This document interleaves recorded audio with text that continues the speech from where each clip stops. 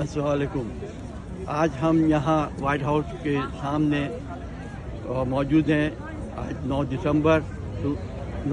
2023 ہے. ہم یہاں اپنے شہداؤں کو سکھ سلام پیش کرنے یہاں موجود ہیں، جنہوں نے اپنی جانوں کا نذرانہ قوم کی اپنی تحریکی جدوجہد میں اپنی جانوں کا نذرانہ پیش کیا ہے. دوسرا، ہم یہاں موجود ہیں کہ الطاف بھائی کے اوپر سے جو غیر قانونی اور غیر آئینی پابندیاں لگائی ہیں اس کو فوری طور پر اس کو ختم کیا جائے اور اصل MQM کو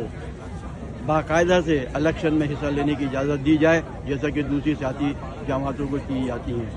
الطاف بھائی کے حوالے سے میں ایک چیز اور یہ بتانا چاہتا ہوں کہ صدیوں میں کوئی ماں ایسے شخص کو پیدا کرتی ہے جو آنے والی نسلوں کو اور آنے والی نسلوں کو ایسے رہنما ملتے ہیں جو اس قوم کی اور قوم کی رہنمائی کرتے ہیں اور قوم ان سے فائدہ حاصل کرتی ہے، جس سے اس قوم کی اور ملت کی کیا کہتے ہیں ترقی اور کامرانی ہوتی ہے. ہم یہی چاہتے ہیں کہ الطاف بھائی کے اوپر سے